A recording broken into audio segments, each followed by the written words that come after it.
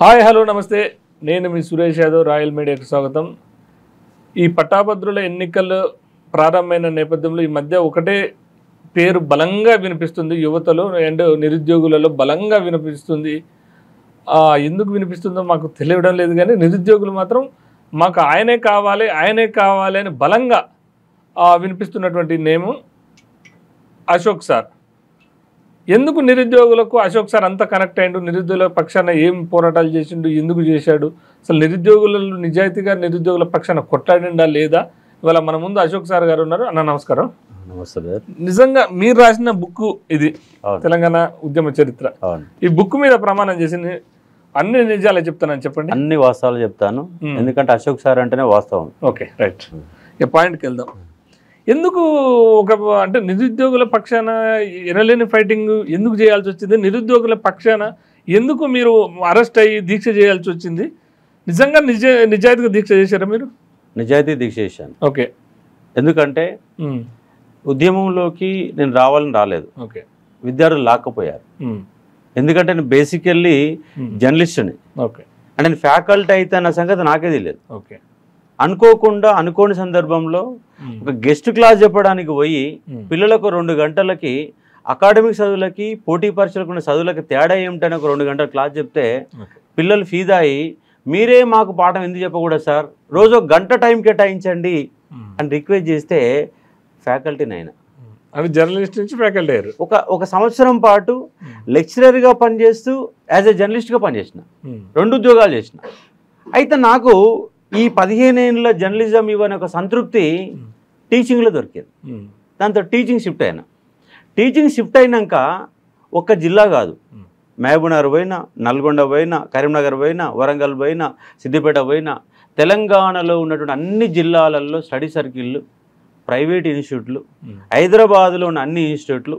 ఎందుకంటే తెలంగాణ ఉద్యమం పైన అవగాహన ఉన్నటువంటి ఫ్యాకల్టీలు ఎవరు లేరు. ఎందుకంటే నేను 2011లోనే తెలంగాణ మూవ్మెంట్ పైన పిహెచ్డి చేశాను. ఓకే. ఎక్కడ? ఉస్మాన్ యూనివర్సిటీలో. ఓకే. దానికి కారణం ఒకటైతే ఒక జర్నలిస్ట్గా పనిచేసిన కదా. జర్నలిస్ట్గా పనిచేసిన సందర్భంలో పేపర్లలో ఒక సకల జనుల సమ్మె జరిగిన 42 రోజుల పాటు ఒక్కరోజు కూడా సెలవు తీసుకోకుండా రాసిన వార్తలు ఉన్నాయి, పెట్టిన హెడ్డింగ్లు ఉన్నాయి, రాసిన లీడ్లు ఉన్నాయి. అసైన్మెంట్ రిపోర్టర్లకు అసైన్మెంట్లు ఇచ్చి నేను ఒక జిల్లా ఇన్ఛార్జిని. నా కింద 100 మంది రిపోర్టర్లు, ఒక 15 మంది సబ్ ఎడిటర్లు, ఒక పెద్ద వ్యవస్థ స్టాఫ్ ఉన్నది. నల్గొండ జిల్లాలో పనిచేసిన, రంగారెడ్డి జిల్లా ఇన్ఛార్జ్గా పనిచేసిన. నమస్తే తెలంగాణ టోటల్గా ఎడ్యుకేషన్ మాత్రమే చూసిన. ఎడ్యుకేషన్ 2 సంవత్సరాల పాటు నడిపి నిపుణ అనేదాన్ని తీసుకొచ్చిన. అప్పుడు మనం ఫ్యాకల్టీ అయినా. అంటే ఫ్యాకల్టీ అన్న సంగతి 2015 దాకా నాకే తెలియదు.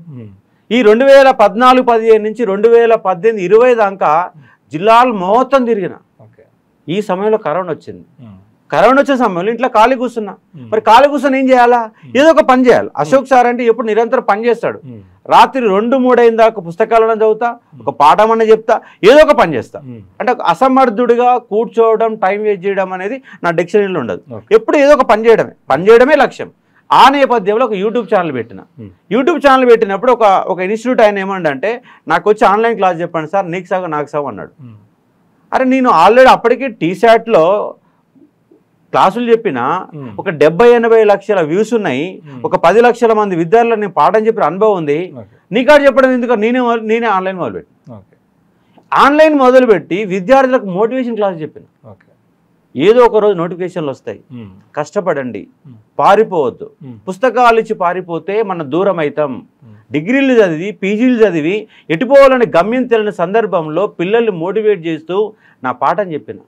ఒక ఉద్యమం పైన 150 వీడియోలు ఉంటాయి, 120 గంటల పైన క్లాస్ ఉంటాయి. మీకు ఏ ఇన్స్టిట్యూట్లు పోయినా, ఏ లెక్చరర్ అయినా 40 గంటల మించి ఉద్యమం పాఠం చెప్పరు. నేను 120 గంటల పైన క్లాస్ చెప్తా. ఈ క్లాసులు చెప్తున్న సందర్భంలో, మోటివేషన్ క్లాస్ చెప్తున్న సందర్భంలో ఈ కానిస్టేబుల్ సంబంధించిన నోటిఫికేషన్లు వచ్చినాయి.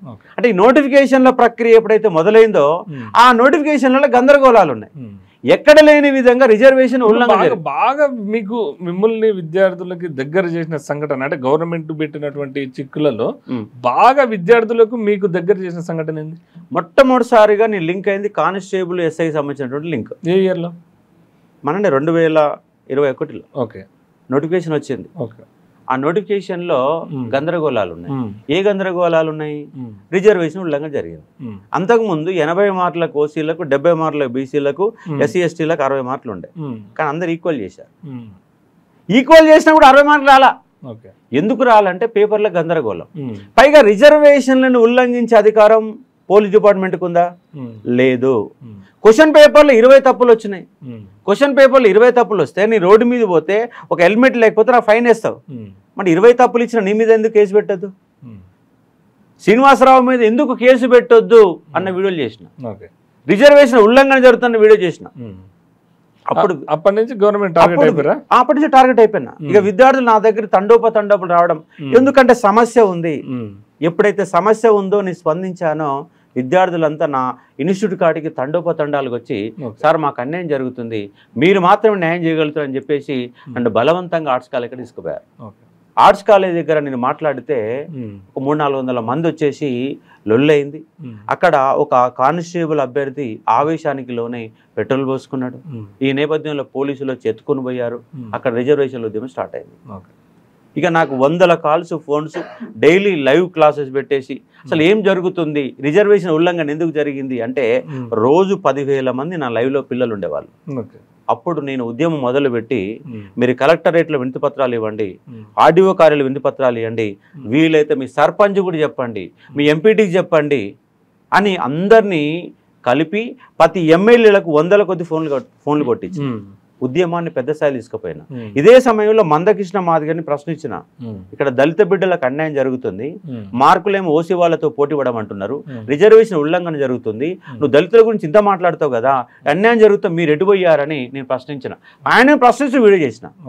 ఆ వీడియో చేసినటువంటి మందకృష్ణ మాది గారు అసలు తమ్ముడు ఏంది, సమస్య ఏంది, పంచాయతీ ఏంది, ఒకసారి నా దగ్గర రా అంటే ఆయన దగ్గర పోయి కూలంకుశంగా జరుగుతున్న అన్యాయాన్ని వివరిస్తే అప్పటికప్పుడు ప్రెస్ మీడియాలో పెట్టేసి మంత్రులందరినీ కల్పించి, అంటే నేను రూట్ లెవెల్లో గ్రామీణ ప్రాంత విద్యార్థులు జరుగుతున్న అన్యాయం ఉల్లంఘన జరిగిన అంశాన్ని రూట్ లెవెల్ తీసుకుపోతే మందకృష్ణ మాది గారు మంత్రులను కల్పించి అందరిని కల్పించి బట్టి విక్రమార్క గారు ఇంకొక అర్ధగంట అయితే అసెంబ్లీలో మాట్లాడాల్సిన బట్టి విక్రమార్క గారు పోయి ఆయనతో కలిసి టిఫిన్ చేసి సవివరంగా చెప్తే అక్కడ బట్టి విక్రమార్క గారు ఇది రిజర్వేషన్ ఉల్లంఘన చేసే అధికారం డిపార్ట్మెంట్ లేదు, మీ ప్రభుత్వం ఏం చేస్తుందని ప్రశ్నిస్తే అప్పటికప్పటికి కేసీఆర్ ఓసీలకు ఏ విధంగా అయితే 80 నుంచి 60కి వచ్చిందో ఎస్సీ ఎస్టీలో కూడా 60 చేయండి, 70 మార్కుల బీసీలకు 50 చేయండి అని చెప్పేసి ప్రభుత్వం జీవో జారీ చేసింది. మొట్టమొదటిసారి నా పోరాటం కంప్లీట్గా నా పోరాటమే. విద్యార్థులంతా నాతో మమేకమయ్యారు, కొట్లాడినాం. 2,40,40,000 మంది గ్రౌండ్కి వచ్చారు. అది నా మొట్టమొదటి సక్సెస్. రెండో వ్యవస్థ ఎప్పుడు స్టార్ట్ అయింది? రెండో వ్యవస్థ లాంగ్ జంప్ లో గ్రూప్ 1 లో స్టార్ట్ అయింది. గ్రూప్ 1 10 సంవత్సరాల తర్వాత నోటిఫికేషన్ వచ్చింది. కానీ డిఎస్పీ ఉద్యోగంలో 28 సంవత్సరాలు మాత్రం పెట్టారు. రిజర్వేషన్లో ఇంకో 3 ఏళ్ళు ఉంటుంది. రాక 10 ఏళ్ల తర్వాత నోటిఫికేషన్ వస్తే మీరు ఏజ్ రిలాక్సేషన్ ఎందుకు ఇవ్వరని చెప్పేసి కొట్లాట మొదలుపెట్టాను. అన్నిటిని ఒక్కనే నేనే మొత్తం నడిపినని చెప్పట్లేదు. నాతో పాటు ప్రతి అంశంలో విద్యార్థులు ఉన్నారు. ప్రతి అంశంలో విద్యార్థులు గ్రూప్ 1 ఎక్కడ సమస్య రాగానే అందరికి ఎవరు కనబడుతున్నాడు, అశోక్ సార్ మాత్రమే కనబడుతున్నారు. స్టూడియోకి రావడం, వాళ్ళ బాధలు చెప్పుకోవడం, దాని మీద వీడియోలు చేయడం, ప్రశ్నించడం మొదలుపెట్టింది. అట్లా ఏజ్ పెంచాలన్న ఒక డిమాండ్ తీసుకొస్తే 3 సంవత్సరాలు నోటిఫికేషన్ వచ్చినాక మళ్ళీ సబ్ నోటిఫికేషన్ ఇచ్చి 3 ఏళ్ళు పెంచారు. గ్రూప్ 1 లో డిఎస్పీకి సంబంధించిన యూనిఫామ్ సర్వీస్. అందుకే మామూలు వాటికి 44 ఏళ్ళు ఉంది, ఎలాంటి ఇబ్బంది ఏం లేదు, వాటికి ఎలాంటి ఇబ్బంది లేదు. యూనిఫామ్ సర్వీసులకు మాత్రం పెంచారు, మామూలుగా 3 ఏళ్ళు పెంచారు. అంటే కొన్ని వేల మందికి న్యాయం జరిగింది కదా. ఇంకోటి ఏంటంటే డిఎస్పీ యొక్క హైట్ తెలంగాణ ఏపీలో మాత్రమే 167.6 ఉంది. మిగతా రాష్ట్రాలు అన్నింటిలో 165 ఉంది. పైగా సివిల్స్ లో కూడా 165 ఉంటది. ఒక గ్రూప్ 1 అనే వ్యక్తి, ఒక డిఎస్పీ తన ప్రమోషన్ తర్వాత ఆడిపోతాడు, ఐపీఎస్ పోతాడు. ఐపీఎస్ కు లేనటువంటి అర్హత గ్రూప్ 1 ఎందుకు ఉండాలా అని ప్రశ్నించి నిలదీసి, దాంతో పాటు కొంతమంది విద్యార్థులతోని నా అకాడమీలో మీటింగ్ పెట్టిన 250 మందితో మీటింగ్ పెట్టి మంత్రులను కలిసి వినతి పత్రాలు ఇస్తే హైట్ కూడా 167 నుంచి 165కి వచ్చింది. అంటే గ్రూప్ 1 లో ఏజ్ పెంచడంలో సంపూర్ణంగా నా పాత్ర ఉంది, హైట్ తగ్గడంలో సంపూర్ణంగా నా పాత్ర ఉంది. ఆ సక్సెస్ అయ్యాను. దాని తర్వాత జేఎల్ జూనియర్ లెక్చరర్ నోటిఫికేషన్ ఇచ్చింది. అంటే గతంలో ఉన్న తెలంగాణ పబ్లిక్ సర్వీస్ ఇచ్చిన ప్రతి నోటిఫికేషన్ లో బైలింగ్ వల్ల ఉంటుంది. తెలుగు ఒకవైపు తెలుగు ఇస్తారు, ఇంకోవైపు ఇంగ్లీష్ ఇస్తారు, 2 ఎగ్జామ్లు రాసుకుంటారు. కానీ టీఎస్పీ సారి ఓన్లీ ఇంగ్లీష్ మీడియం ఇచ్చింది. ఇంగ్లీష్ మీడియంలో ఇస్తే గ్రామీణ ప్రాంతాలలో పీజీ ఉన్నది, సబ్జెక్ట్ ఉంది, అద్భుతమైన నాలెడ్జ్ ఉంది, మాట్లాడతారు, పాఠం చెప్పండి పాఠం చెప్తారు, చదవమంటే చదువుతారు, రాయడం రాస్తారు, కానీ లాంగ్వేజ్ స్కిల్స్ లేవు. దాని కారణంగా గ్రామీణ ప్రాంత విద్యార్థులు జూనియర్ లెక్చర్ ఉద్యోగాలకి కంప్లీట్ గా దూరం అయ్యే ప్రమాదం ఉంది. ఈ నేపథ్యంలో ఇప్పుడు ఇవన్నీ అశోక్ సార్ ఐడెంటిఫై చేస్తుంటే గవర్నమెంట్ ఎందుకు దీన్ని ఐడెంటిఫై ఎవరికి సోయలేదు. విద్యార్థులకు అవగాహన ఉన్న వాళ్ళకు వేదిక లేదు, వాటిని మాట్లాడే శక్తి లేదు, కేసులు పెడతారేమన్న భయం.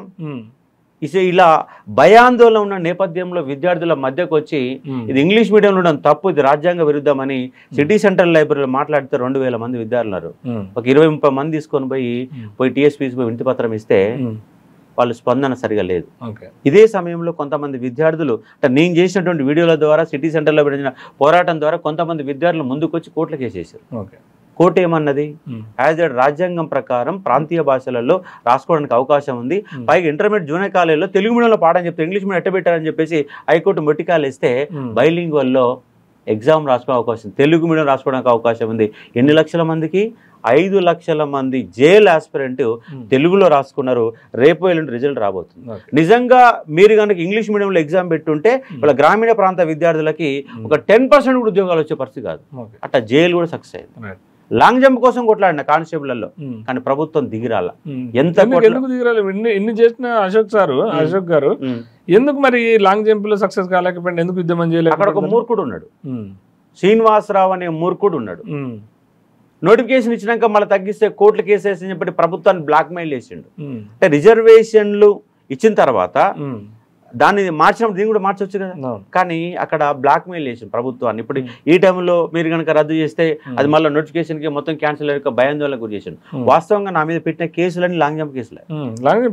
దాదాపు 4-5 కేసులు మొత్తం లాంగ్ జంప్, వివిధ రకాల సెక్షన్లు, ఒక్కొక్క దాంట్లో 4 నుంచి 5 సెక్షన్లు పెట్టేస్తారు.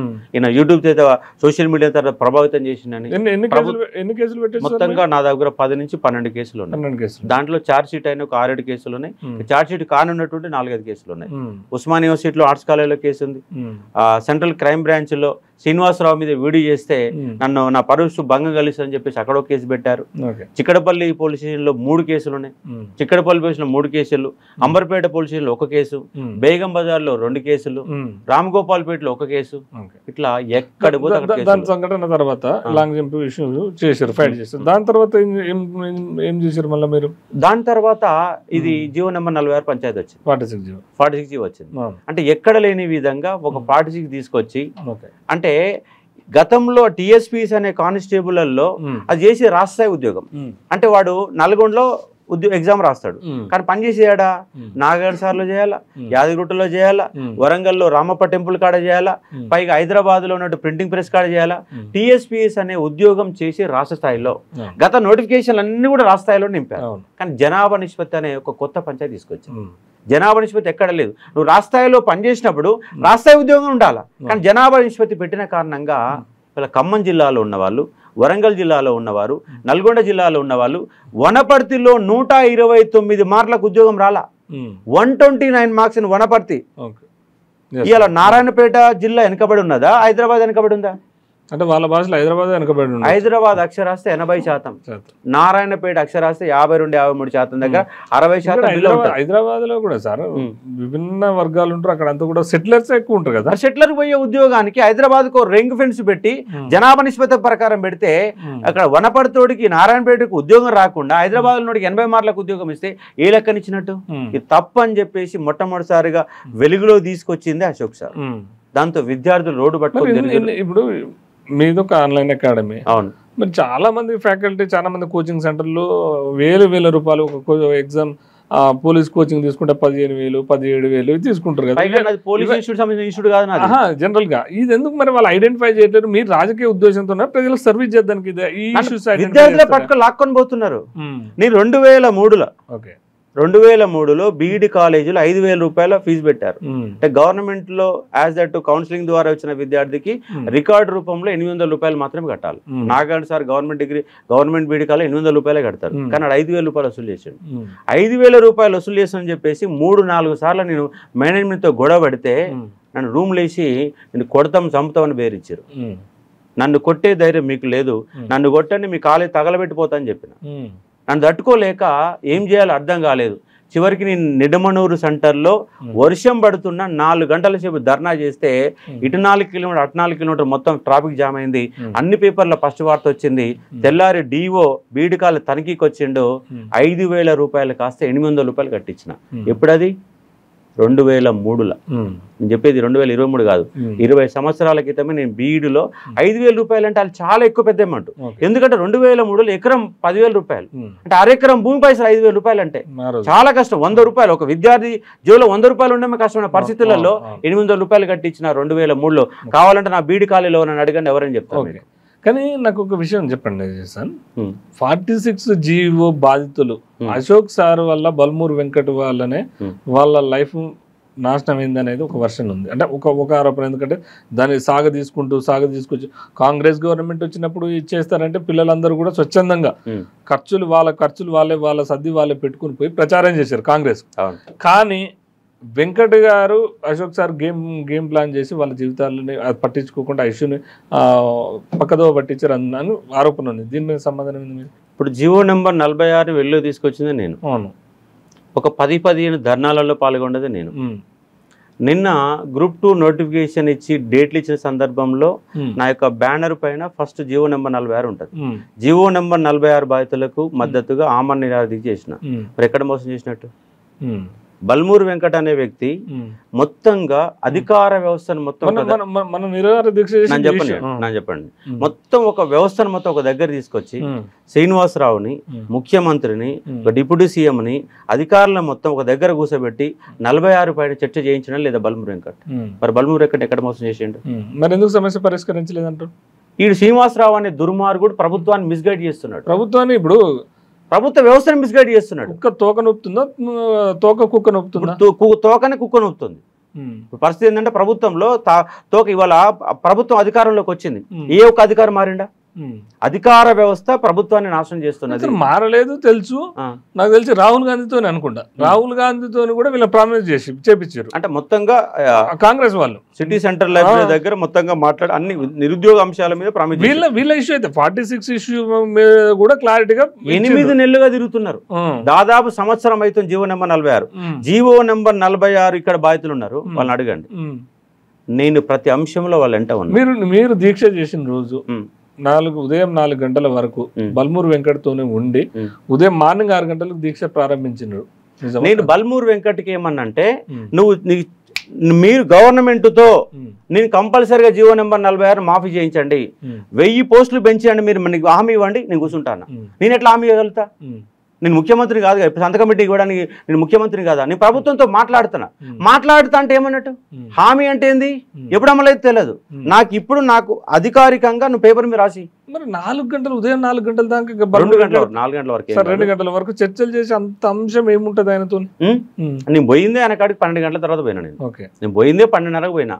మరి నేను నిరవార్థికి చేస్తున్నా, నువ్వు బలంగా యాజ్ దట్ నీకు కొట్లాడైనా అవసరమైతే నువ్వు నిరవార్థిక్ష మీరు కూర్చొని చేయండి, చేపియండి, నేను కూర్చుంటా అని చెప్పిన. నేను హామీ ఇవ్వగలుగుతా కానీ నీకు ఎట్లా నేను చేయగలుగుతా అని హామీ నాకు సంపూర్ణంగా హామీ రాలే. నాకు నేను చేపిస్తా అన్నాడు. చేపిస్తా అంటే ఎప్పుడైతుంది? ఇలా ఆల్రెడీ డేట్లు ఇచ్చినారు, పిల్లలు చదువుకోవాలా, పోస్టు పెరగాల, పోస్టు పెంచుతాను. మీ యొక్క కాంగ్రెస్ మేనిఫెస్టోలో 2 లక్షలు పెట్టారు, పోస్టు పెంచుతాను నమ్మకంతో ఉన్నాం. మరి కాంగ్రెస్ గవర్నమెంట్ మీద నిప్పులు చెరిగిన అశోక్ సార్ మరి ఎందుకు ఇదే కాంగ్రెస్ మీద నిప్పులు చెరగట్లేడు? రేవంత్ రెడ్డిని ఎందుకు విమర్శించట్లేడు? నిప్పులు ఎందుకు జరుగుతలేవు? ఇప్పుడు కాంగ్రెస్ ఎవరికి వ్యతిరేకంగా ఆమరణ తీసేసిన? ఎవరు వ్యతిరేకం చేసినా గతంలో ఆ గవర్నమెంట్ మీద చేసినట్టు ఫైట్ చేస్తా ఇప్పుడు. ఎందుకంటే వాళ్ళు వచ్చి ఇప్పుడు అధికారంలోకి వచ్చారు కదా. ఇప్పుడు అధికారంలో 3 నెలలు వాళ్ళు ఏమన్నారు, 100 రోజులు టైం ఇవ్వమన్నారు. 101 రోజు మాట్లాడి నేను 100 రోజుల వరకు నేను గలం ఇప్పాలి. ఎందుకు ఇప్పాలి అంటే మననే వచ్చారు, అధికార వ్యవస్థ ఏర్పడాలా, మంత్రివర్గం ఏర్పడాలా, ఒక వ్యవస్థ కావాలా. 100 రోజులు టైం అన్నారు. 100 సమయం లేదు కదా. ఇప్పుడు 46 జీవో బాధ్యతలకు సమయం అయిపోయింది ఆల్రెడీ.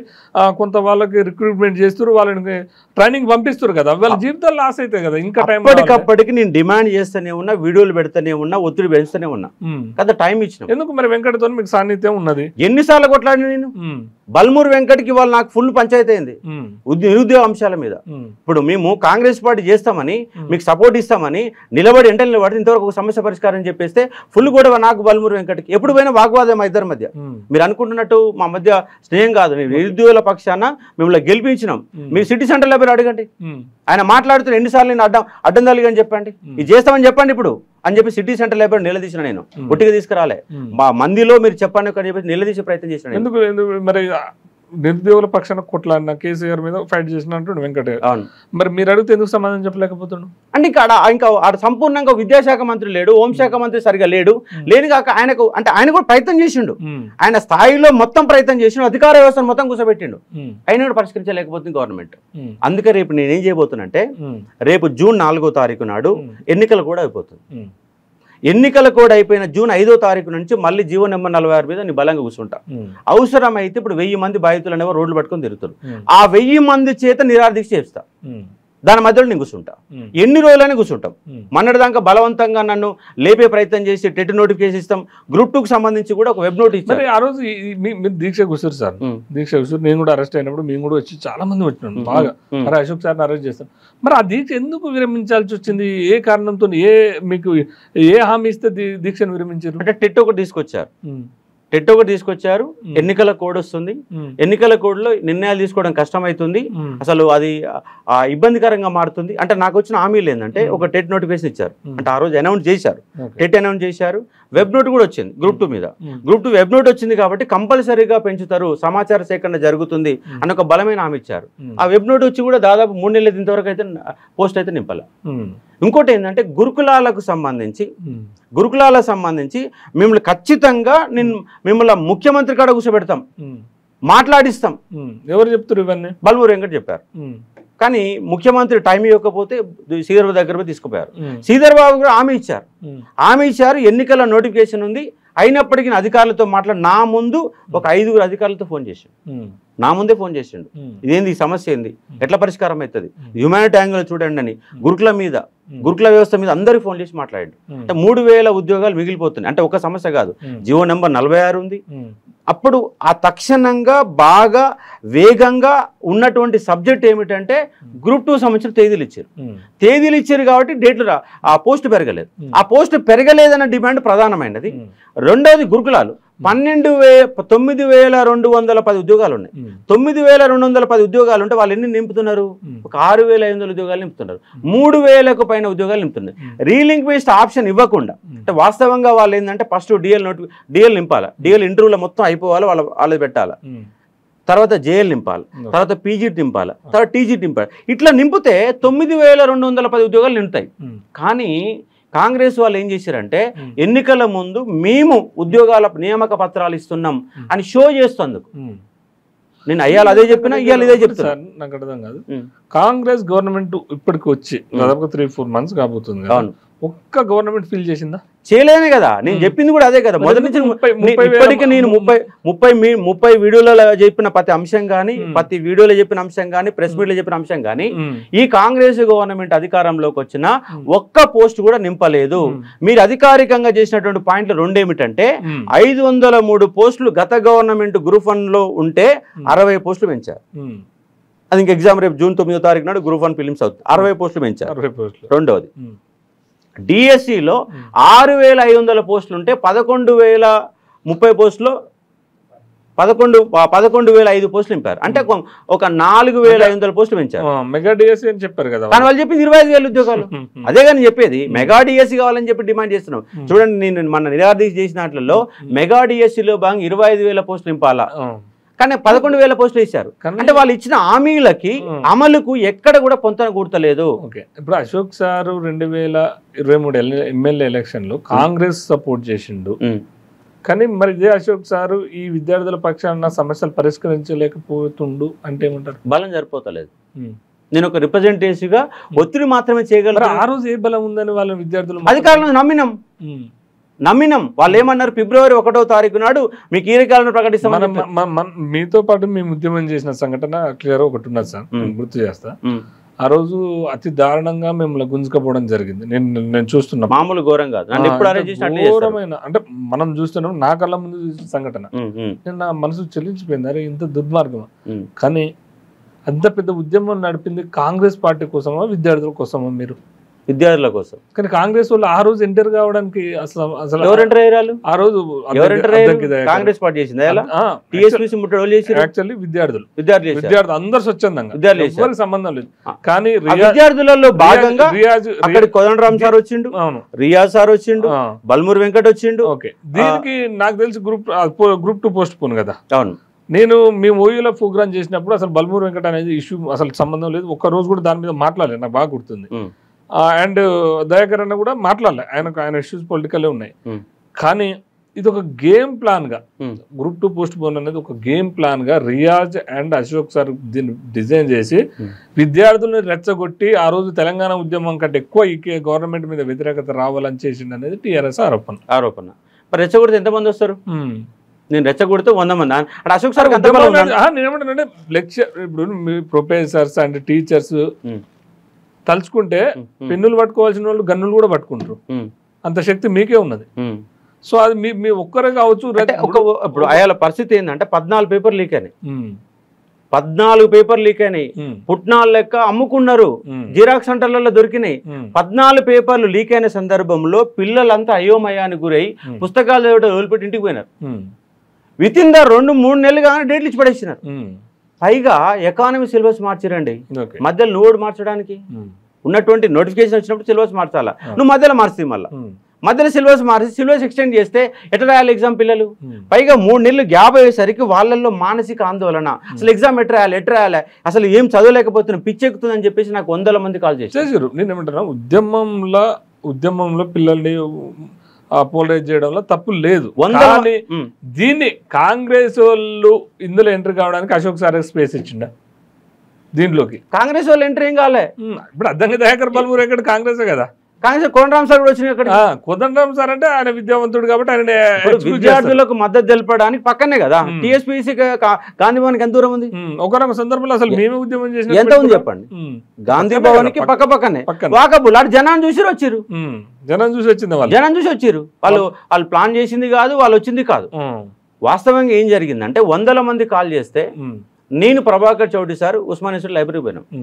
పిల్లలంతా కంపల్సరిగా ముక్త కంఠంతో మేమున్నటువంటి పరిస్థితులలో ఎగ్జామ్ రాయలేం సార్ పరిస్థితి అని చెప్పారు.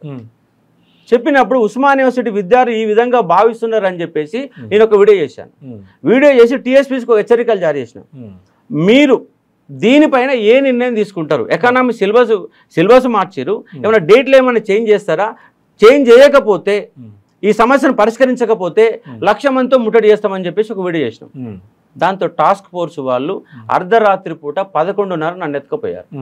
40 మంది పోలీసులు వచ్చారు, 4 వెహికల్స్ వచ్చినాయి.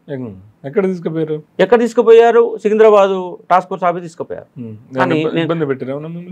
కొట్టారు, జీపులో కొట్టారు. రాధాకిషన్ అనేటటువంటి డీసీపీ రిటైర్డ్ అయినటువంటి దొంగ మళ్ళా డిపార్ట్మెంట్ లో పనిచేసి ఎవట్రా వీళ్ళు లంజవాడుకు అర్ధరాత్రి కూడా మళ్ళీ ఇబ్బంది పెడుతున్నారు, తన్నండి వాడిని జీపులో.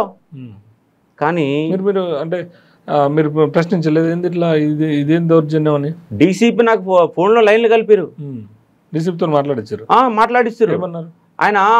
ఏం రా లంజవాడ కన్నా మాట్లాడితే చక్కగా మాట్లాడు అని చెప్పేసి నేను సీరియస్గా ఫోన్లోనే వార్నించాను. తన్నండి వాడని అని చెప్పేసి హెచ్చరికలు జారీ చేశారు.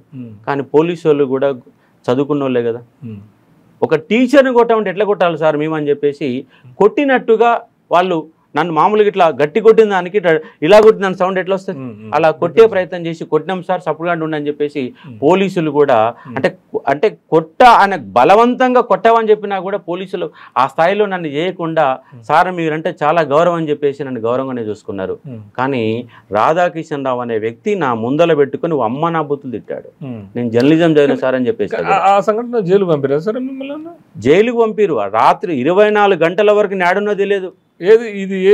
నైట్ 11:30కి అర్ధరాత్రి అరెస్ట్ చేస్తే గ్రూప్ 2 కంటే ముందు గ్రూప్ 2 కంటే ముందు అర్ధరాత్రి 11:30కి అరెస్ట్ చేసి సాయంత్రం 6:30 వరకు నేడంలో తెలియదు, నా కుటుంబ సభ్యులే తెలియదు, ఎవరికీ తెలియదు. నన్ను దాచిపెట్టారు. దాచిపెట్టి నా మీద రాజద్రోహం కేసులు, ఎందుకంటే టాస్క్ ఫోర్స్ వాళ్ళకు కేసులు పెట్టి అధికారం లేదు, బేగం బజార్ పోలీసులు అప్పచెప్పేసి నా మీద దేశద్రోహం చట్టాలు పెట్టారు. దేశద్రోహం చట్టాలు పెట్టి నన్ను మొత్తంగా పోలీస్ స్టేషన్ తీసుకుపోయి కేసులన్నీ పెట్టి జైలు జడ్జి ముందు ప్రవేశపెడితే జడ్జి ఏమన్నారంటే, ఈ రాష్ట్ర ప్రభుత్వానికి సంబంధించిన ఈ సెక్షన్లు కావి సెంట్రల్ గవర్నమెంట్ సంబంధించినవి, ఈ దేశద్రోహం చట్టాన్ని పెట్టడానికి ఎక్కడో ఆధారాలు లేవు అని చెప్పేసి ఆమె నిలదీస్తే ఒక సబ్ ఇన్స్పెక్టర్, ఒక గవర్నమెంట్ పీపీ లైబ్రరీ పోయి ఆ మొత్తం సెక్షన్లను ఎంక్వైరీ చేసి అది చెల్లదని చెప్పేసి జడ్జి ఒప్పుకోకపోతే మీరు ఇమీడియట్ గా స్టేషన్ బెయిల్ ఇచ్చి పంపించని చెప్పారు. దేశద్రోహం చట్టం కూడా పెట్టిన నా మీద. అంటే గత గవర్నమెంట్ నా మీద గ్రూప్ 2 కంటే దేశద్రోహ చట్టాలు పెట్టారు. ఆ దేశద్రోహ చట్టాలు పెట్టిన తర్వాత టీచర్ పైన దేశద్రోహ చట్టం చెప్పేసి జైల్లో పెట్టాలని చెప్పారు. కానీ విద్యార్థులంతా ఆవేశంగా ఉన్నారు. విద్యార్థుల నుంచి ఆ రోజు మీకు మద్దతు వచ్చిందా? మరి సంపూర్ణంగా మద్దతు. మరి ఆయన టీఎస్పీ ముట్టేటట్టు జరిగింది. కాబట్టి విద్యార్థి నన్ను ఈ ఇంటర్వ్యూ చేసిన నేపథ్యంలో విద్యార్థులలో కంపల్సరిగా మాకు వాయిదా కావాలా, ఎందుకు కావాలంటే 3 నెలలు గ్యాప్ వచ్చింది, 14 పేపర్లు లీక్ అయినాయి, వీళ్ళు ఎగ్జామ్ పెడితే ఉన్న పేపర్లు అమ్ముకుంటారు, అన్యాయం జరుగుతుందని చెప్పేసి ముక్త కంఠంతో వాళ్ళే విద్యార్థులే స్వయంగా లైబ్రరీలు తిరిగి స్టడీ హాల్ తిరిగి మొత్తంగా అక్కడ దాకా వచ్చారు. వాళ్ళతో పాటుగా నేను అక్కడ ఉన్నాను. కానీ అంటే ఒక విద్యార్థిగా గతంలో కానిస్టేబుల్ మూవ్మెంట్ చేశాను, జేఎల్ మూవ్మెంట్ చేశాను, గురుఫన్ మూవ్మెంట్ చేశాను అన్న నేపథ్యంలో నన్ను బలవంతంగా ఒక గద్దలాగా ఎత్తుకొని పోయి మొత్తంగా 20-30 మంది పోలీసులు ఒక్కసారి అమాత ఎత్తుకొని పోయి లోపల పడేసి ఒక కానిస్టేబుల్ అలా ఆయన పోవడానికి కూడా భయపడుతున్నాడు.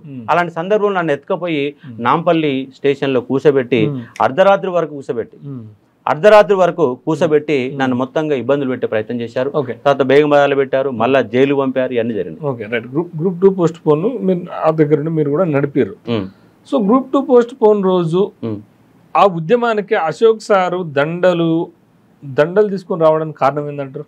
దండలు ఏం తీసుకురాలి నేను ఈ ఉద్యమాన్ని పోలీసు వాళ్ళ వర్షన్ ఏంటంటే, పోలీసు వాళ్ళు ఏదైనా నాటకాలు ఆడతారు కదా, దండలు తీసుకొచ్చి ఇక్కడ ఉద్యమాన్ని వేరే రాగా నీరు గార్చే ప్రయత్నం చేసి ఆ రోజు మీరు ఏదో ఆమరణ నిరాహార దీక్ష దిగుదామని కూర్చుందానికి వచ్చారు అనేది వాళ్ళ వర్షన్. లేదు టీఎస్పీసీ ముట్టడి కోసం వచ్చాము, టీఎస్పీ ముట్టడికి వచ్చాం, పిల్లలు దండలు తెచ్చుకున్నారు. ఎందుకు తెచ్చారు? దండలు దేకముందు ఎత్తుకపోయారు.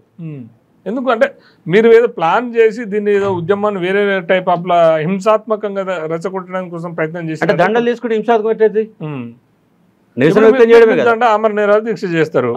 సో అక్కడ పిల్లలు దాన్ని ఒక విధంగా తీసుకుంటూ అదొక వాతావరణం అంతా చేంజ్ అయింది కదా. ఆ రోజు మీకు పర్మిషన్, ఆ రోజు ధర్నాకు కొన్ని అవర్స్ ఇచ్చారు, 3 గంటలు పర్మిషన్ ఇచ్చారు.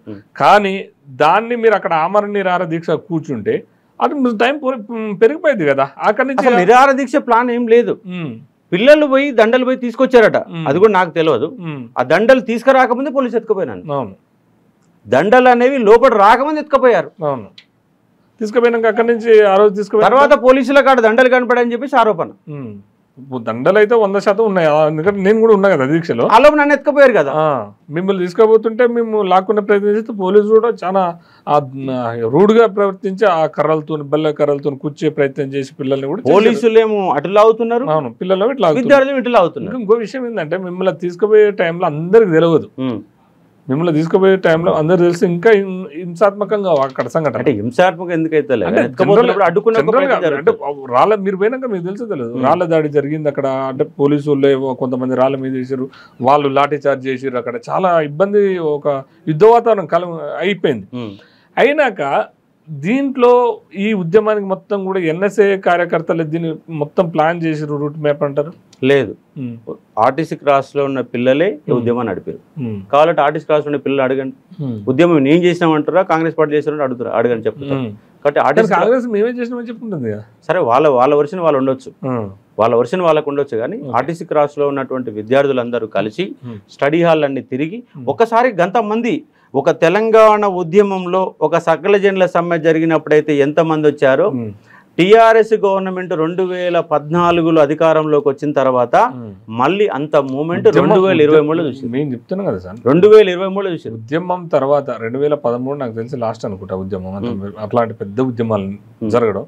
దాని తర్వాత మళ్ళీ ఫస్ట్ టైం ఒక 10 years తర్వాత 10 years తర్వాత అందుకే ప్రభుత్వం దీన్ని సీరియస్ తీసుకొని అంటే ప్రధాన కారణం నా మీద ఎందుకు ఫోకస్ పెట్టారు పోలీసులు అంటే అశోక్ సార్నే జైలు ఆ రోజు కూడా జైలు వేసారు కదా ఆ రోజు అనేసి టీఎస్పీసీ ముట్టడి రోజు నన్ను జైలు పెట్టారు అంతకుముందు కేసులు పెట్టారు ఓకే ఆ రోజు జైలు పోవాల్సింది రాజద్రోహం పెడితే ఆ రోజు కాలే ఆ రోజు బెయిల్ మొత్తం బయటపడ్డారు తర్వాత ఆ రోజు దానికి ఎంత రోజులు 10 రోజులు తేడా 10 days తేడా కాబట్టి అప్పుడేమో దేశద్రోహం చట్టం పెట్టారు ఎన్ని రోజులు పెట్టారు అంటే 14 రోజులు కస్టడీకి ఇచ్చారు బెయిల్ వచ్చింది నేను 3 రాత్రులు 3 రోజుల పాటు జైల్లో ఉన్నాను చెంచల్గూడ జైల్లో 3 రోజుల పాటు ఉన్నాను అయితే బెయిల్ వచ్చింది కాబట్టి బయటకు వచ్చాను ఆ కేసులో సంబంధించి నేను వారంలో నెలలో కనీసంగా 4 నుంచి 5 సార్లు నాంపల్లి కోర్టు చుట్టూ సికింద్రాబాద్ కోర్టు చుట్టూ ఇప్పటికి తిరుగుతూనే ఉన్నాను ఈ కోర్టు కేసుల మీద లాయర్ల ఖర్చు మీద ఫీజుల పేరు మీద ఒక 4-5 లక్షల రూపాయలు కూడా ఇప్పటిదాకా ఖర్చు పెట్టుకున్నాను స్వచ్ఛందంగా పెట్టుకున్నాను నేను లాయర్లు పెట్టుకుని స్వచ్ఛందంగా పెట్టుకున్నాను కొత్త ఆయన నన్ను జైల్లో పడినప్పుడు ఒక ఉద్యమ సహోదరుడిగా ఎందుకంటే లాంగ్ జంప్ ఉద్యమ కాలంలో గాంధీ భవన్లో కూడా ఉద్యమం జరిగింది గాంధీ భవన్లో ఉద్యమం జరిగినప్పుడు ఎన్ఎస్యుఏ ఆధ్వర్యంలో జరిగింది ఎన్ఎస్యుఏ ఆధ్వర్యంలో ఉద్యమం జరిగినప్పుడు నాకు విద్యార్థులు అనేవాళ్ళు ఇక్కడ ధర్నా చేస్తున్నారు రాండి సార్ అని చెప్పేసి పిలిచినప్పుడు నేను గాంధీ భవన్ పోయాను గాంధీ భవన్ పోయినప్పుడు నాకు బల్మూరి వెంకట్ పరిచయం అయ్యాను అప్పుడు అంతకుముందు అసలు బల్మూరి వెంకట్కి నాకు ఎలాంటి పరిచయం కానీ అంతకుముందు కలిసిన సందర్భాలు కానీ ఎక్కడ లేవు అంటే నన్ను బల్మూరి వెంకట్ని కలిపింది ఎవరు లాంగ్ జంప్ విద్యార్థులు ఆ లాంగ్ జంప్ విద్యార్థులు అనే వాళ్ళు కలిపితే మమ్మల్ని అర్ధరాత్రి వరకు కూర్చునే ప్రయత్నం చేస్తే అర్ధరాత్రి మళ్ళీ అక్కడ కూడా ఘోరంగా ఎత్తుకొని పోయారు కేసీఆర్ గవర్నమెంట్ బల్మూరి వెంకట్ ఎత్తుకుపోయి ఎక్కడెక్కడ తిప్పారు ఆయనకే తెలియదు ఇంత ఫైట్ చేసి ఉండే అశోక్ సారు మరి సుధీర్ రెడ్డితో సత్వర సంబంధాలు మెయింటైన్ చేసేది సుధీర్ రెడ్డితో చాలా సంబంధాలు మీకున్నాయట అదేంది మరి ఒకటి మనకి ఇప్పుడు ఇది గ్రూప్ 2 వాయిదా ఉద్యమం ఉంది కదా వాయిదా ఉద్యమం ఉన్నప్పుడు ఆయన గవర్నమెంట్ లో ఉన్నాడు గవర్నమెంట్ సంబంధించి టీఆర్ఎస్ ఎమ్మెల్యే అంటే మీ వల్ల ఏమన్నా అవుతుందేమో సార్ అని చెప్పేసి ఆయన కలిసినందుకు ఆయన కూడా సహకరించిండు అసెంబ్లీలో కూడా మాట్లాడిండు నిరుద్యోగులు అనే వాళ్ళు ఇబ్బంది పెడుతున్నారు ఒకవైపు ఏమో జేఎల్ ఎగ్జామ్స్ ఉన్నాయి మరోవైపు గురుకుల ఉద్యోగాలకు సంబంధించిన ఎగ్జామ్స్ ఉన్నాయి మరోవైపు గ్రూప్ 2 ఉద్యోగం ఉన్నది అన్ని గందరగోళాల వల్ల ప్రిపేర్ కాలేకపోతున్నారు అని చెప్పేసి అసెంబ్లీలో మాట్లాడిండు అంటే వాస్తవంగా సుధీర్ రెడ్డి కాడి పోయినప్పుడు కూడా విద్యార్థులంతా ఆయన కాడికి ఆల్రెడీ వచ్చిరు ఆల్రెడీ ఒక 50 నుంచి 100 మంది అక్కడ ఉండి ఉన్న సందర్భంలో నా అక్కడ పిలిచిరు సుధీర్ రెడ్డి కాడు కూడా వాళ్ళు లేకపోయారంటే విద్యార్థులు లేకపోయారు అంటే ఆల్రెడీ మనం ఒక ఫ్యాకల్టీ అనే ఒక లెక్చర్ అనే ఒక ఫీలింగ్ అందరికి తెలుసు కాబట్టి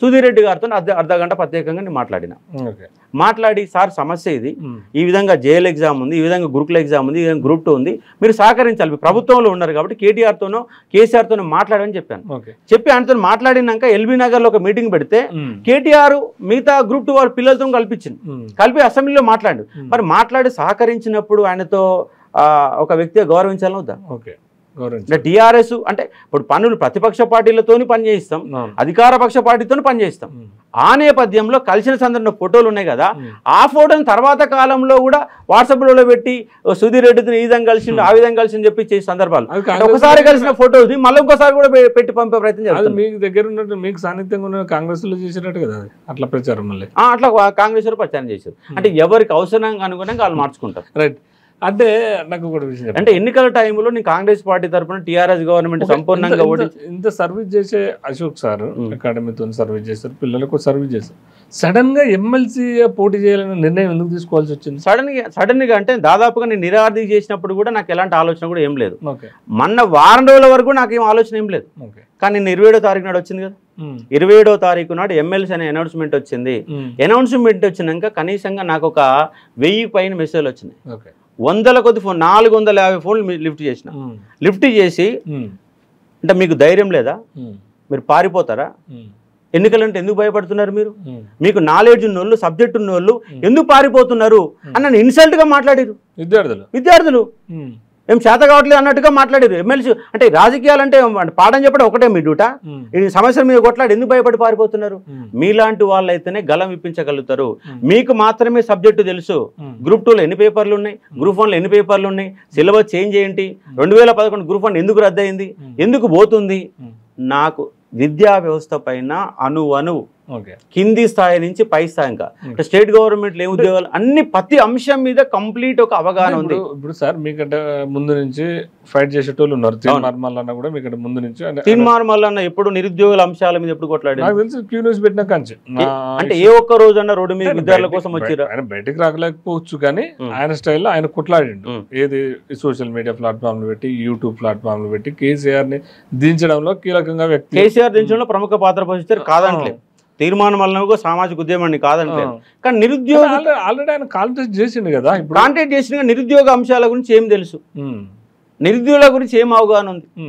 ఎందుకంటే ఇప్పుడు ఉదాహరణకు మీరు చెప్పండి, ఒక బీఈడ్ ఎగ్జామ్ ఉంది. బీఈడ్లో మ్యాథ్స్ ఉంటుంది, ఫిజికల్ సైన్స్ ఉంటుంది, అన్ని రకాల సబ్జెక్టులు ఉంటాయి. కానీ బయో సైన్స్ వాడు టెట్ రాయాలంటే మ్యాథ్స్ చదవాలి, బయో సైన్స్ వాడు టెట్ రాయాలంటే మ్యాథ్స్ చదవాలి, మ్యాథ్స్ వాడు బయోసైన్స్ చదవాలి. కానీ ఎగ్జామ్లకు అంటే స్కూల్కి పోయినాక మ్యాథ్స్ టీచర్ బయోసైన్స్ చెప్తాడా? చెప్పడు. బయోసైన్స్ టీచర్ మ్యాథ్స్ చెప్తాడా? చెప్పడు. చెప్పలేని సందర్భంలో బయోసైన్స్ వాడు మ్యాథ్స్ ఎంత చదవాలి, మ్యాథ్స్ వాడు బయోసైన్స్ ఎంత చదవాలా? సోషల్ వాడు సోషల్ చదువుకుంటున్నాడు, తెలుగు వాడు తెలుగు చదువుకుంటున్నాడు, వివిధ రకాల సబ్జెక్ట్ చదువుకున్నప్పుడు బయోసైన్స్ వాడు మ్యాథ్స్ ఎట్లా చేయగలుగుతాడు? ఒక చిన్న అంశం. కానీ 15 సంవత్సరాలుగా ఆ టెట్ను మ్యాథ్స్ చేయలేక వాడికి 120 మార్కులు రావాల్సిన అభ్యర్థి 90 మార్కుల దగ్గర అయిపోతున్నాడు. మ్యాథ్స్లో ఇంటర్మీడియట్లో ఎంపీ చేసిన వాడు ఎక్కువ మార్కులు తెచ్చుకుని టెట్లో లబ్ధి పొందితే మ్యాథ్స్ రాని వాడు లాస్ అయిపోతున్నాడు. ఒక చిన్న అంశం. ఈ చిన్న అంశం గురించి ఎవడన్నా మాట్లాడిరా ఇప్పటిదాకా? ఏ ఉద్యమకారుడు కానీ ఏ పార్టీకి సంబంధించినటువంటి విద్యార్థి సంఘాలు కానీ ఎవరైనా మాట్లాడిరా?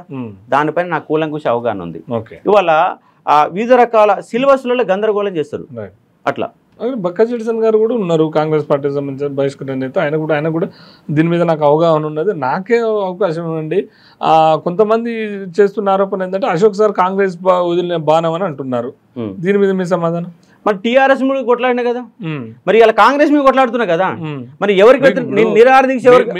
మీకు సాన్నిహిత్యంగా ఇప్పటికీ బల్మూరి వెంకట్ ఉన్నారు. కాంగ్రెస్ నుంచి అంటే బల్మూరి వెంకట్ అంటే కాంగ్రెస్ ప్రతినిధి అవుతాడు కానీ వేరే కాదు కదా. అవును. సో మీరు బల్మూరి వెంకట్ మీద కొట్లాడుతున్నా. నేను సిటీ సెంట్రల్ లైబ్రరీలో మీ పార్టీ అధికారంలోకి వచ్చినాక వేదిక మేము పట్టి చెప్పిన, ముందుగా నేను గొడవ పడాల్సి వస్తే, పంచాయతీ పెట్టుకోవాల్సి వస్తే ఎవరితో పంచాయతీ పెట్టుకుంటా? నీతోనే పెట్టుకుంటా. మొత్తం ఫస్ట్ పంచాయతీ బల్మూరి వెంకట్ నాకే మొదలు కాబోతుంది. ఎందుకంటే నువ్వు ప్రభుత్వం వైపు, నేను ప్రైవేట్, నేను ప్రతిపక్షం వైపు ఉన్నా. మరి నేను అట్లా సార్ కాంగ్రెస్ వదిలిన బాణం అయితే కాంగ్రెస్ పార్టీకి వ్యతిరేకంగా నేను ఎందుకు నిరార్థి చేస్తా? చెప్పండి. అంటే ఇప్పుడు ఎమ్మెల్సీ పోటీ చేస్తారు కాబట్టి ప్లాన్ చేస్తారేమో. మరి అలా టీఎస్పీసీ కార్డు ఎందుకు అరెస్ట్ అయినా? మరి ఆయన ఎమ్మెల్సీ లేదు కదా. టీఎస్పీసీ దగ్గర నన్ను అరెస్ట్ చేసినప్పుడు ఎమ్మెల్సీ అనే పోస్ట్ ఉన్నదా? లేదు. మరి ఆయన కూడా అయ్యాల కొట్లాడారు కాదనట్లేదు. మరి అయ్యాల కొట్లా ఇయ్యాల కొట్లాడిన పోరాటానికి కించపరచట్లేదు కాదు. మరి టీఎస్పీసీ దగ్గర పోరాటాన్ని మేము ఇప్పటికీ సపోర్ట్ చేస్తున్నాం. కానీ కేసీఆర్ గవర్నమెంట్ తీరుగా ఇప్పుడు కేసీఆర్ గవర్నమెంట్ మీద విమర్శలు చేసినట్టుగా రేవంత్ రెడ్డి సర్కార్ మీద ఇప్పుడే వచ్చింది కదా. అందుకే 100 రోజులు టైం ఇచ్చినాం. 101 రోజు నుంచి నా యూట్యూబ్ ఛానల్ వదిలిపెట్టి చూడండి, ఎన్ని వీడియోలు చేసి ఎంత కొట్లాడి చూడండి. డే వన్ నుంచి గవర్నమెంట్ ఫామ్ అయిన కానీ లెక్క కౌంటే. ఇప్పుడు నెల రోజుల 2 నెలలు అనేది అది సెకండ్. అది మానవత్వం మీద ఈ 3 నెలలు వదిలిపెడదామని మనం అనుకుంటాం. అవును అవును. మా మదర్ కూడా ఇంటికి పోతే మన నిరాహార దీక్ష మొదలు పెట్టబోతాడు ఇట్లా కూర్చుని చెప్పిన. First of all education minister లేడు, మనకు లేడు. మీరు మొత్తం కూడా విద్యా వ్యవస్థ మీద ఫైట్ చేస్తున్న వాళ్ళు, మీకు మీద అవగాహన ఉన్న వాళ్ళు. అవును. ఎడ్యుకేషన్ మినిస్టర్ ఎందుకు ఇవ్వట్లేరు అని ఎందుకు రేవంత్ రెడ్డి మీద వెంటబడలేదు? అదే పడుతుంది ఇప్పుడు ఎడ్యుకేషన్ మినిస్టర్ స్టేట్. ఎందుకంటే చాలా ఇంపార్టెంట్, వైద్యం విద్య చాలా ఇంపార్టెంట్ మనకు. అవును. ఫస్ట్ డే 1 నుంచే ఫస్ట్ మీ మంత్రి మండలి ఫస్ట్ ఎడ్యుకేషన్ మినిస్టర్ పెట్టండి. ఆర్థిక శాఖతో పాటు ఎడ్యుకేషన్ మినిస్టర్ పెట్టలేదు. ఎందుకు కొట్టలేదు? ఎందుకు తిట్టలేదు? ఆ వచ్చిన విమర్శలు చేసిన నేను డే 1 నుంచి విమర్శలు చేస్తూనే ఉన్నా. నెక్స్ట్ ఎమ్మటే మంత్రివర్గ విస్తరణ ఒక 10 రోజులకు 15 రోజులకు ఫస్ట్ మంత్రివర్గ సమావేశం రోజు జరుగుతుంది. మళ్ళీ వారం రోజులకు 10 రోజులకు మళ్ళీ సెకండ్ ఉంటాయని చెప్పేసి వెయిట్ చూసినాం, కాలేదు.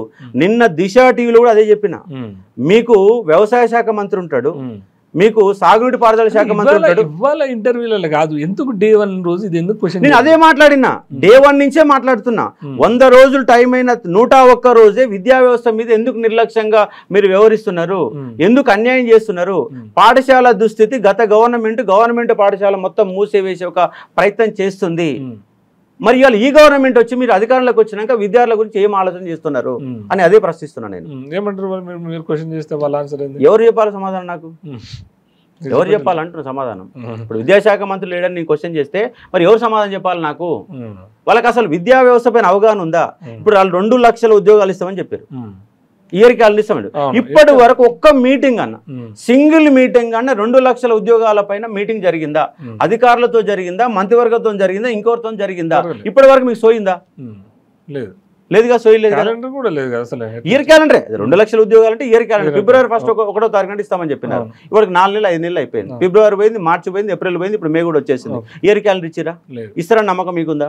లేదు, మాకైతే లేదు. లేదు. కాబట్టి ఆ నమ్మకాన్ని విద్యార్థులలో, అంటే విద్యార్థుల తరపున ఆ 2 లక్షల ఉద్యోగాలు నింపాలంటే ఆ 2 లక్షల ఉద్యోగాలు ఏముంటాయనే అవగాహన నాకుంది, మిగతా వాళ్ళకు ఉందా? ఓకే, అంటే మీకు ఈ ఎమ్మెల్సీ ఎలక్షన్లో పోటీ చేస్తున్న అశోక్ సార్కి ప్రధాన పోటీ ఎవరు అనుకుంటారు? నేను ఎవరిని అనుకోవట్లేదు, నాకు నేనే పోటీ అనుకుంటున్నా. ఎందుకంటే ఇవాళ నేను 2016లో టీశాట్లో క్లాసులు చెప్పిన, 2014 నుంచి పాఠాలు చెప్తున్నా. ఇవాళ నేను పాఠాలు చెప్పబట్టి 9 సంవత్సరాలు అవుతుంది. 9 సంవత్సరాల కాలంలో ఎంతమంది పాఠం చెప్పుంటా? ఒక టీశాట్లోనే, ఒక టీశాట్ అంటే ఓన్లీ ఫర్ మూమెంట్ చెప్పిన క్లాసుల మీద 80 లక్షల వ్యూస్ ఉన్నాయి. అంటే ఒక 10 లక్షల మంది నా పాట విన్నారు. లాస్ట్ టైం 1000 మంది గ్రూప్ 2 ఉద్యోగాలు వస్తే 1000 మందిలో 900 మంది నా స్టూడెంట్స్ ఉంటారు. 2018లో పోలీస్ రిక్రూట్మెంట్ జరిగింది, 15,000 పోస్ట్ జరిగింది. 15,000 మందిలో 14,000 మంది నా స్టూడెంట్స్ ఉంటారు. నిన్న పోలీస్ రిక్రూట్మెంట్ జరిగింది. నిన్న ఈ రిజర్వేషన్ల ఉద్యమం కారణంగా, తప్పుడు క్వశ్చన్ల కారణంగా ఈ యొక్క ఇబ్బందులు పడ్డ వాళ్ళు 5,000 మంది ఉంటారు. ఇవాళ పోలీస్ డిపార్ట్మెంట్లో ఏ పోలీస్ స్టేషన్ కనుకోండి నా విద్యార్థులు 10 మంది ఉన్నారు. ఇవాళ ఏ డిపార్ట్మెంట్ కనుకోండి నా విద్యార్థులు 20-30 మంది ఉన్నారు. ఇవాళ ఏ డిపార్ట్మెంట్, ఎన్ని రాష్ట్రంలో ఏ డిపార్ట్మెంట్ కనుకోండి అశోక్ సార్ తెలిసిన వాళ్ళు ఉన్నారు. అంటే అశోక్ సార్ అంటే ఒక సైన్యం, ఒక 10 లక్షల మంది సైన్యం తయారు చేసుకున్నా. ఇవాళ అశోక్ సార్ అనే వ్యక్తికి చదువుకున్నటువంటి గ్రాడ్యుయేట్స్ ప్రతి గ్రామంలో 50 మంది ఉన్నారు. ప్రతి గ్రామంలో 50 మంది ఉన్నారు. కాబట్టి ఆ 50 మంది, ప్రతి గ్రామంలో ఉన్న 50 మంది చదువుకున్నటువంటి విద్యార్థులు అనే వాళ్ళు ఒత్తిడి చేస్తేనే ఎమ్మెల్సీకి పోటీ చేస్తున్నారు. వాళ్ళే గెలిపించుకుంటారు. వాళ్ళే ఒక సైన్యం, ఎవరికి రూపాయి కూడా ఎవరికి లొంగరు. కాబట్టి నీతి నిజాయితీగా ఓటేస్తారు. వాళ్ళందరూ నన్ను గెలిపించారు. ఫైనల్ గా కాంగ్రెస్ పార్టీ బల్మూరు వెంకట్ వదిలిన బాణం అశోక్ సార్ అనే వాళ్ళకి మీరేం సమాధానం చెప్తారు? Balmoor Venkat Congress party, Ashok sir independent గా ఏ పార్టీతో సంబంధం లేకుండా. ఏంటంటే తీన్మార్ మల్లన్నని అసెంబ్లీ దాంట్లోకి రాకుండా చేయడం కోసమే కొంతమంది అగ్రకులాలు కలిపి అశోక్ సార్ని చూజ్ చేసుకోరు. కొంత విద్యార్థుల పక్షాన, విద్యార్థులలో మంచి సానుభూతి ఉన్న వ్యక్తి. సో తీన్మార్ మల్లన్నను కొట్టడానికి కోసమే అశోక్ సార్ని తీసుకొచ్చారు. కాంగ్రెస్ బాణం, బల్మూరు బాణం అనే వాళ్ళకు స్ట్రైట్ గా ఏం సమాధానం చెప్తారు మీరు? నేను ఎవరి బాణం కాదు, నేను ఒక విద్యార్థుల బాణం. విద్యార్థులు అనే వాళ్ళు బలవంతం చేస్తేనే పోటీకి వచ్చిన. బల్మూరు వెంకట్తో సంబంధం ఏం లేదు. ఆయన ఆ పార్టీ ఇండిపెండెంట్ చేస్తున్నా. ఆయనతో ఉన్నటువంటి ఒక సంబంధం నాకు ఉద్యమ సంబంధం మాత్రమే. ఆయన పరిచయం అయింది లాంగ్ జంప్ కాలంలో మాత్రమే. ఉద్యమ కాలంలో ప్రతిపక్ష పార్టీలో మాత్రమే కొట్లాడాను. ఆయన అధికార పక్షంలో ఉన్నాడు. అట్లాంటి చెప్తే ఏదో ఒక బల్మూరు వెంకట్ ఇంత పరిచయం ఉంది కదా, ఏదో ఒక పదవి తీసుకుని వెళ్ళిపోవచ్చు కదా. నేను కాంగ్రెస్ పార్టీలో ఏదో ఒక పదవి రాదా? బల్మూరు వెంకట్ అనే పైరవతి పోతే నాకు ఏదో ఒక పదవి రాదా? వస్తాయి కదా. ఇస్తారంట వెంకటరావు చెప్తే. మరి ఈయనప్పుడు ఆయన బాణం పెట్టేద్దామా? నేను కాంగ్రెస్ వెనక పెడుతుంది కదా. కాంగ్రెస్ బల్మూరు వెంకట్కు మీరే అంటే రెండు మాటలు చెప్తుండే ఇక్కడ. బల్మూరు వెంకట్ బాణం అయితే మరి ఆయన గెలిపించే సత్తా ఉంటే బాణం పెట్టేస్తా నేను. మరి ఆయనకు అంత లేదని మీరు అంటున్నారు. మరి లేనప్పుడు ఆయన వదిలిపెట్టి బాణం పెట్టేస్తుందా? నేను అంటున్నా, క్వశ్చన్ చేస్తున్నా. ఆయన చెప్తే అవుతుందా? ఇప్పుడు ఒకటే అంశం మీద 2 కాంట్రవర్సీస్. ఒకటి మీరేమంటున్నారు, బల్మూరు వెంకట్ వదిలిన బాణం అంటున్నారు. మరి ఆయన మీకు అంత స్థాయిలో లేదంటున్నారు. మరి ఆయన స్థాయిలో లేనప్పుడు ఆయన బాణం కాంగ్రెస్ పార్టీ. కాంగ్రెస్ ఉంది కదా పెద్దది, అనకుండా కాంగ్రెస్ ఉంది కదా. అవును, కాంగ్రెసే బల్మూరు వెంకట్ అవుతాడు కదా. అవును. సో మీకున్న సంబంధాలు బల్మూరు వెంకట్ కాంగ్రెస్ పార్టీలో అంత ప్రాధాన్యత ఉన్నప్పుడు నేను పదవి తెచ్చుకోలేను అంటున్నాను. ఇప్పుడు కూడా ఇది కూడా మంచి పదవి కదా. ఇది ఎమ్మెల్సీ కూడా పెద్దది కదా. ఎందుకంటే రేపు పట్టభద్రులతో రేపు ఇలాంటి దాంట్లో ప్రశ్నించే వాళ్ళు ఉంటే కొంత ఇదైతుంది. కాబట్టి కొంచెం వాళ్ళకి దగ్గర ఉన్న వాళ్ళు ఉంటే ఏం ప్రశ్నించారనే ఫీలింగ్ కూడా ఉండొచ్చు కదా, వాళ్ళకి దగ్గర క్లోజ్ ఉన్న వాళ్ళు. మరి ఇప్పుడు బల్మూరు వెంకట్ బాణం అయితే కాంగ్రెస్ పార్టీ వెనకంగా, మొత్తం కాంగ్రెస్ వెనకంగా ఉంటే మరి తీన్మార్ మల్లన్నకి ఎందుకు టికెట్ ఇస్తారు? అశోక్ సార్కి ఎందుకు టికెట్? ఆయనకు చాలా ప్రామిస్ చేశారు, చాలా సార్లు ఇవ్వలేదు. అంటే ఇప్పుడు అది ఎంపీ టికెట్ అనేది ప్రామిస్ చేశారు కాబట్టి అది ఇవ్వలేదు కాబట్టి ఇది ఇస్తారు. ఇస్తారేమో అట్లా లెక్క. వాళ్ళ వర్షన్ వాళ్ళకు నిజంగా తీర్మానం కొట్లాడిండు, నేను 100% ఎక్స్పెక్ట్ చేస్తున్నా. టీఆర్ఎస్ గవర్నమెంట్ వ్యతిరేకంగా కొట్లాడిండు. మరి కొట్లాడినప్పుడు మరి ఆయనకి ఎంపీ టికెట్ ఎందుకు ఇవ్వరు? మరి రేవంత్ రెడ్డి ఇష్టం. ఎందుకంటే రేవంత్ రెడ్డి ఏంటంటే అంటే ఇప్పుడు ఆడ ఎమ్మెల్యే లేదు కాబట్టి ఎంపీ లేదు, ఎంపీ లేదు కాబట్టి ఎమ్మెల్సీ ఇస్తారా? అంటే ఇది అన్న పోస్టులు అన్న పంపకాలు జరిగేదా? అంటే వాళ్ళ వర్షం అసలు గ్రాడ్యుయేట్ అంటే అసలు మీరు ఎమ్మెల్సీ అంటే మీ ఉద్దేశం చెప్పండి. అంటే నేను ఏమంటున్నా సార్, నేను ఎమ్మెల్సీ అంటే ఎవరు పోటీ చేయాలంటున్నా? ఇప్పుడు మేధావులు చేయాలి. మరి మేధావులు అంటే వాళ్ళకి ఏం అవగాహన ఉండాలా? దీని మీద పూర్తిగా సబ్జెక్టు మీద, విద్యా వ్యవస్థ మీద కావచ్చు, లేకపోతే నిరుద్యోగుల పక్షాన కావచ్చు, లేకపోతే గ్రాడ్యుయేట్స్ మీద సత్వర సంబంధాలు, అంటే వాళ్ళతో మమేకమై వాళ్ళ సమస్యల కోసమే ఇది ఉన్నది. అవును. కానీ ఆ రకమైన ఇప్పుడు పల్లా రాజేశ్వర రెడ్డికి ఆ మాత్రం ఉన్నది గతంలో. పల్లా రాజేశ్వర ఒక్కరోజు మాట్లాడలే కదా ఈ సంవత్సరాల కాలంలో. ఇది అందుకే రాజకీయ నాయకులు ఇంకోటి సార్, ఇప్పుడు గ్రాడ్యుయేట్స్ అన్నప్పుడు అసలు ఇది గుర్తు ఏముంటది? గుర్తుండదు కదా, గుర్తుండదు. కానీ అసలు గుర్తు లేనప్పుడు పార్టీ అభ్యర్థులు పెట్టుకునే కాడికి ఎందుకు వచ్చింది? వ్యవస్థని సర్వనాశనం చేశారు. ఇప్పుడు నిజంగా దీంట్లో నిజాయితీగా నా ఉద్దేశంలో నిజాయితీగా మీలాంటి వాళ్ళు, అంటే అందరూ ఎవరైతే గ్రాడ్యుయేట్స్, మంచి ఉన్నతమైనటువంటి ఒక విద్యార్థి నాయకుడు, ఒక టీచరు, లేకపోతే ఒక అందులో పనిచేసే ఎవరైనా గ్రాడ్యుయేట్ మంచి వ్యక్తి పోటీ చేయాల్సిన వ్యవస్థ. పోయినసారి ఎమ్మెల్సీ నాగేశ్వరరావు పోటీ చేశారు, కానీ ఆయన బ్రహ్మాండంగా గెలిపించినారు. యూనివర్సిటీ ప్రొఫెసర్, సబ్జెక్ట్ పైన అవగాహన ఉంది, గవర్నమెంట్ లో టాయిలెట్స్ గురించి అన్ని మాట్లాడిండు. అంటే ఆ తర్వాత కలిసి చేశారు. డబ్బులకు అమ్ముడు పోయే విధంగా చెప్పుతున్నా నీకు. ఎందుకంటే పల్లా రాజేశ్వర రెడ్డి గెలుపు కాదు. ఎందుకంటే మరి ఎందుకు మళ్ళీ రాజకీయ నాయకులకు ఎందుకు టికెట్ ఇస్తారు అంటూ నేను సామాజిక ఉద్యమకారులకు, సామాజిక ఉద్యమం కాదు, విద్యా వ్యవస్థ పైన అవగాహన కావాలి. గ్రాడ్యుయేట్స్ అంటే ఎవరు? చదువుకున్న వాళ్ళు. అంటే ఇప్పుడు గ్రాడ్యుయేట్ అనే వాళ్ళు డిగ్రీ అయిపోయినాక 3 ఏళ్ల తర్వాత ఉన్నది. గ్రాడ్యుయేట్ సమస్యలు ఉన్నాయి కదా రాష్ట్రంలో. ఇప్పుడు పోటీ చేసే వాళ్ళని క్వశ్చన్ చేస్తున్నా, నేను ఓపెన్ డిబేట్ పెడతా. మీరు పెట్టినా నేను వస్తా, నేను ప్రశ్నలు అడుగుతా, మీరు సమాధానం చెప్పండి.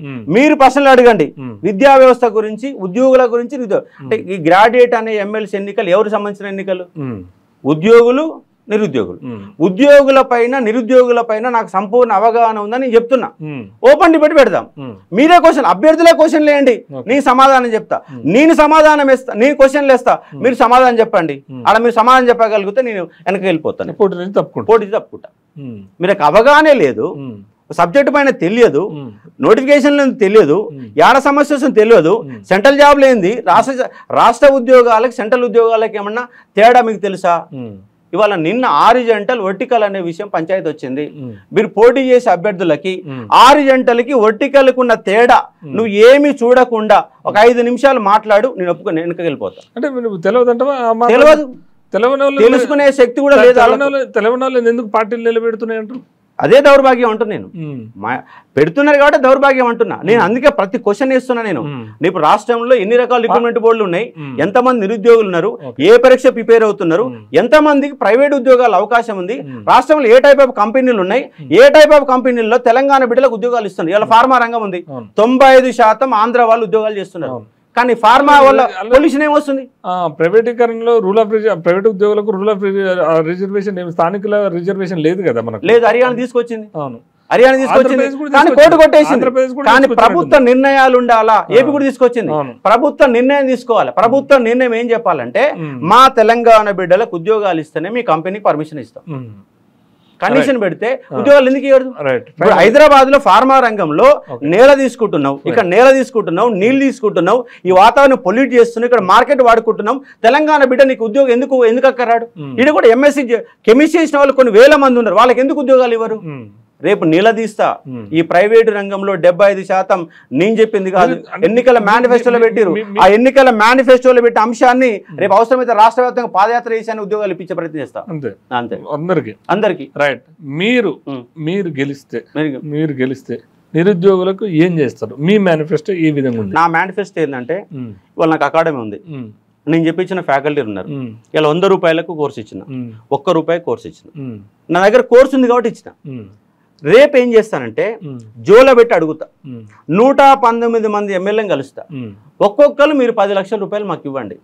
ఎందుకంటే ఎందుకు ఇస్తున్నారు మీరు 10 లక్షలు అంటే, మీ నియోజకవర్గంలో ఉన్న నిరుద్యోగుడు ఉన్నాడు, ఇలా బీటెక్ అయిపోయిన వాళ్ళు ఉన్నారు, ఎంటెక్ అయిపోయిన వాళ్ళు ఉన్నారు. హైదరాబాద్లో ఎన్ని సాఫ్ట్వేర్ కంపెనీలు ఉన్నాయి, ఎన్ని సాఫ్ట్వేర్ కంపెనీలలో ఎలాంటి సాఫ్ట్వేర్ ఉపయోగిస్తున్నారు, ఏ సాఫ్ట్వేర్ నేర్చుకుంటే వాళ్ళకి ఉద్యోగం వస్తుంది, మొత్తంగా సర్వే చేస్తా. ఆ సాఫ్ట్వేర్ ఉద్యోగాలకు సంబంధించినటువంటి కోర్సులు అనేవి ఫ్రీగా డిజైన్ చేస్తా. ఒక కాల్ సెంటర్ ఏర్పాటు చేస్తా. రాష్ట్రంలో ఏ టైప్ ఆఫ్ నిరుద్యోగులు ఉన్నారు, ఎవడి అవసరం ఏంటి మొత్తం తెలుసుకుంటా. ఒక మేధావులతో ఒక కార్యక్రమాన్ని ఏర్పాటు చేస్తా. జోల బట్టి రాష్ట్ర వ్యాప్తంగా 10 కోట్ల రూపాయలు వసూలు చేస్తా, బలవంతంగా వసూలు చేస్తా. ఎమ్మెల్యేల కాడికి పోయి మీరు విద్యా ట్యాక్స్ కట్టండి, మీ విద్యార్థుల కోసం కట్లాడుతున్నా, డబ్బులున్న ఒక కార్పొరేట్ కంపెనీ కాడిపోతా, మీరు ఈ కార్పొరేట్ కంపెనీ మా గ్రామీణ ప్రాంత విద్యార్థులకి ఫలానా జిల్లాలో ఉపాధి అవకాశాలు మెరుగుపరచండి, మా వాళ్ళకు ఉద్యోగాలు ఇవ్వండి, లేదంటే మీ దగ్గర ఒక టెక్నికల్ టీంని మాకు పంపండి, మాకు ట్రైనింగ్ ఇవ్వండి, మీ కంపెనీలో ఉద్యోగాలు ఇవ్వండి.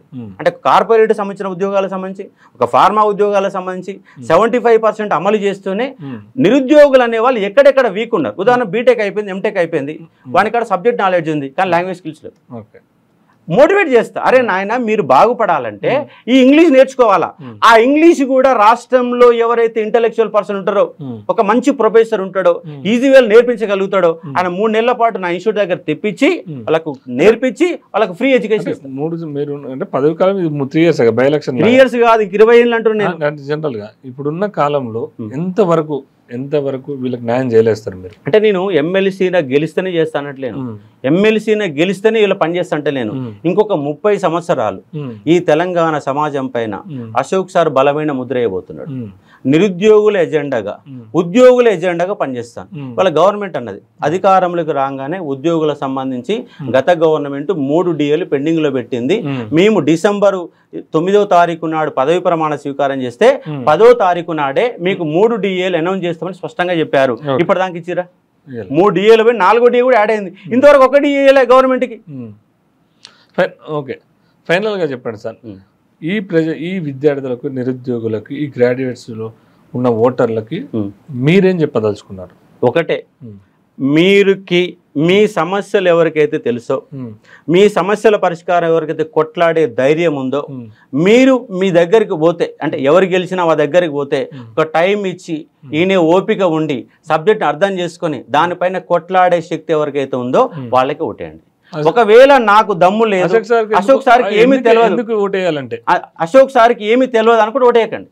అశోక్ సార్కి తెలుసు, గత 4-5 ఏళ్ళుగా మా ఇంట నడిచిండు, అశోక్ సార్ నమ్మకం ఉంటేనే ఓటేయండి. అశోక్ సార్కి ఏమీ తెలియదు, ఒట్టిన యూట్యూబ్లలో ఒరుతున్నాడు, ఆయన సబ్జెక్టే లేదు, ఆయనకు నిరుద్యోగులను తెలియదు, ఓటేయకు. నీకు ఎవరైతే సమర్థుడు అనుకుంటున్నారో, ఎవరైతే నిరుద్యోగుల నుంచి మాట్లాడాలనుకుంటున్నారో, నిరుద్యోగం తెలుసు అనుకుంటున్నారో వాళ్ళ గురించి రేపు ఇంటాడు, మా సమస్య పరిష్కారం ఉంటాడు, మా మధ్యలో నిలబడతాడు, రేపు ధర్నా జరిగితే మా మధ్యలో కూర్చుంటాడు, మమ్మల్ని పట్టుకొని ఆఫీసర్ కార్డు తీసుకుపోతాడు, ఒక మంత్రి కార్డు తీసుకుపోతాడు, ఈ సమస్య పరిష్కారం కోసం పనిచేస్తాడనే నమ్మకం నీకుంటే ఓటేయి, నమ్మకం లేకపోతే. Okay, thank you sir, all the best. Right, నిరుద్యోగుల పక్షాన నిరంతరం కొట్లాడే వ్యక్తి, ప్రతి వ్యవస్థలో కూడా పూర్తి అవగాహన ఉన్నటువంటి వ్యక్తి నేను. సో మీరు ఏ ఛాలెంజ్కైనా సిద్ధం, ఏ సమస్య, ఈ నిరుద్యోగుల పక్షాన ఏ సమస్య ఉన్నా మీరు రౌండ్ టేబుల్ సమావేశం పెట్టండి, నాకు క్వశ్చన్లు అడగండి. నేను సమాధానం చెప్పకపోతే, ఆ విషయం మీద సమాధానం చెప్పకపోతే నేను ఈ పోటీల నుంచి కూడా తప్పుకుంటా. నిరుద్యోగుల పక్షాన నిరంతరం కృషి చేసి ఉండే వ్యక్తిని కాబట్టి నిరుద్యోగుల శాసన మండలిలో కూడా నిరుద్యోగుల పక్షాన ప్రత్యేకంగా కొట్లాడుతూ వాళ్ళ కోసం మంచి ఫండింగ్ ఇప్పించి, అదేవిధంగా మంచి కార్పొరేట్ వ్యవస్థను తీసుకొచ్చి నిరుద్యోగేతర రాష్ట్రంగా తీర్చిదిద్దేలాగా నేను ప్లాన్ చేస్తానని చెప్పేసి అశోక్ సార్ గారు చెప్తున్నారు. ఇది ఈరోజు రాయల్ మీడియా అశోక్ సార్తో ఇంటర్వ్యూ చూస్తున్నాను. Royal media.